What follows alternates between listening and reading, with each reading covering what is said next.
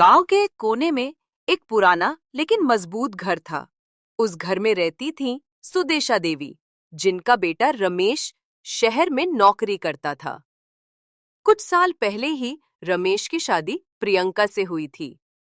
प्रियंका शहर की पढ़ी लिखी लड़की थी, लेकिन शादी के बाद उसने गांव आकर सास के साथ रहने का निर्णय लिया। शादी के शुरुआती दिन बहुत अच्छे रहे, लेकिन धीरे धीरे सास बहू के बीच विचारों का अंतर सामने आने लगा। सुदेशा देवी, प्रियंका, तुमने पूजा की थाली में तुलसी क्यों नहीं रखी? ये हमारी परंपरा है। प्रियंका, माँ जी, मुझे पता नहीं था। अगली बार ध्यान रखूंगी।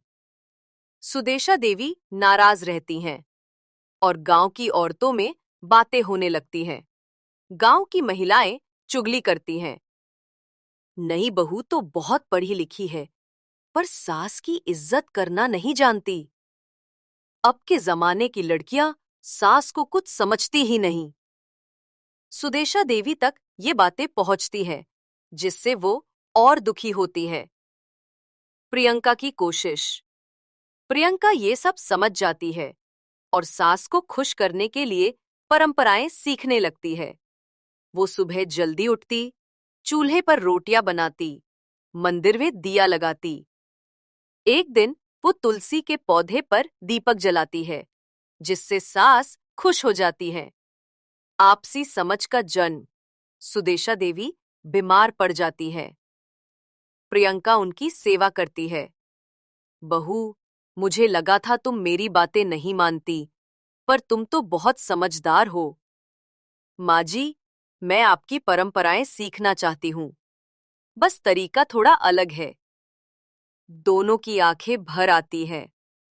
बदलाव की शुरुआत। अब दोनों एक दूसरे की राय लेती, सम्मान करती। प्रियंका गांव की महिलाओं को पढ़ाई और स्वच्छता की जानकारी देने लगती है। सुदेशा देवी, मेरी बहू पढ़ी लिखी है। ये गांव की बच्चियों को बहुत कुछ सिखा सकती है। हम सबको इसे सहयोग देना चाहिए। एक नई मिसाल। गांव में दोनों की मिसाल दी जाती है। पंचायत में उन्हें सम्मानित किया जाता है। पंचायत प्रमुख, आज की सास बहू की जोड़ी हमें सिखाती है कि अगर हम एक दूसरे को समझें तो कोई भी रिश्ता मुश्किल नहीं होता।